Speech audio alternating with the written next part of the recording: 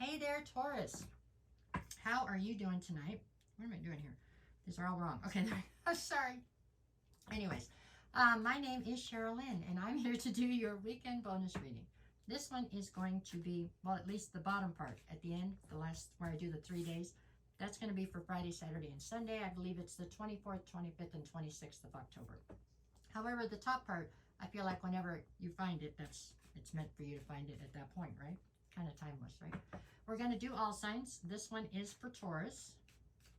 I think that's the whole intro. Let's see what we get. Okay, for my Tauruses. Hey. Okay, let's see. We got Taurus, Taurus, Taurus. All right. Okay, baby, here we go. If you're a Taurus and you are currently dealing with an Aries, you get the Wheel of Fortune and the Knight of Swords. Okay, Taurus, it looks like whatever the dynamic was between you and the Aries, something here fell apart. Possibly you were ghosted, or just it fell apart out of nowhere is what it feels like. And this doesn't have to be romantic. For many of you it is, but for some of you this was just a friendship, and just they were there one day and the next they were just gone. And you don't know why, so there's no closure. So you are on a crusade for clarity here, and they know it. I don't know why they're not giving you the closure that you want. But I feel like it was Spirit stepping in that pulled you two apart or whatever, made this separation happen. Because I feel like things were getting kind of toxic or things weren't on the up and up. Okay.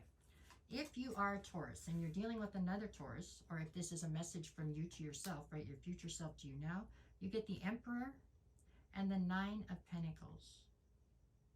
Well, that's pretty self-explanatory there. You are telling yourself to dig in your heels and under no circumstance to let go of your independence. I feel like you have fought hard for this independence, and your future self is telling you not to relinquish control of your independence for anything. Okay? That's what I got there. All right. If you are a Taurus currently dealing with the Gemini, I have the Page of Cups and the Five of Pentacles. So I feel like you and the Gemini, things are swimmingly great, right? Everything's fabulous. Until other people come into the picture. Because for some reason, the two of you are fine. But it is your extended family, friends, whatever. I don't know. There's something there where it doesn't all mesh very well. So it feels like it is something that shows promise and yet doesn't for that reason. Almost looks like it's just right situation, wrong time type of deal. I don't know, but it's like there's really a rub here when it comes to family and friends, and it's on both sides. Like the two of you just don't fit into each other's worlds as seamlessly as you seem to fit together as two people, right? So there's an issue there. Okay, if you are a Taurus currently dealing with a Cancer, I have the Chariot and the Six of Swords. So this Cancer is viewing you as somebody who is detaching right now, and they can feel it. Cancer, I mean, this is their card anyways with the Chariot. So they're standing in their power, but they are feeling powerless when it comes to this situation. There's some kind of block here. So they can feel you detaching, and they know that you're trying to steer your life into calmer waters and that you associate them with some sort of chaos. And I feel like it's like their hands are tied. There's nothing they can do. It's an uncomfortable feeling, really, in that one. Anyways, okay, if you are a Taurus dealing with a Leo, I've got the Four of Swords and the Three of Wands. What this Leo knows is that they want you to be in their life. They're not even sure in what capacity they want you there. Nor do I know right now if they even care. They just know they want you there, okay? For some reason, you make their life seem like there's more peace in it, okay? Just by being there. So right now, I get the feeling more or less your acquaintances, friends, work friends, something. I don't think anything much more has jumped off yet. I'm not telling you it never will. I think there's an opportunity for it to, but that's not even their focus right now. Right now, they just want to make sure that you're still part of their life because you bring this a huge sense of peace to them. You do. If you are a Taurus dealing with a Virgo, I have the Three of Cups and the Knight of Wands. This Virgo absolutely views you as one of their best friends. That's how this works. You are like one of the people that they feel the closest to, or one of the people that they feel actually understands them or gets them. So, I mean, they're very fiery, passionate, and loyal to the entire dynamic. I mean, they just feel you get them. That's what this is. It's not romantic. It's just, yeah. Okay. If you are a Taurus, I'm sorry, dealing with a Libra, I have the Six of Cups and the Page of Wands. So it looks to me like you have a ton of history with this Libra. With the Page of Wands, there is something here about, I don't know if you feel like this Libra is trying to restrict you, like whatever this Libra does, it somehow is making you feel stifled or restricted. Because you don't want to feel restricted right now is the big thing. You don't want anybody, you know, trying to control you or control your whatever. You want to be a free spirit right this minute. And it feels like maybe this Libra is trying to somehow manipulate you or control parts of your life, and you are not having that. However, you have no intention of cutting this Libra out of your life. This is somebody you care deeply for, but you're just not looking to be into a situation where you're restricted, okay?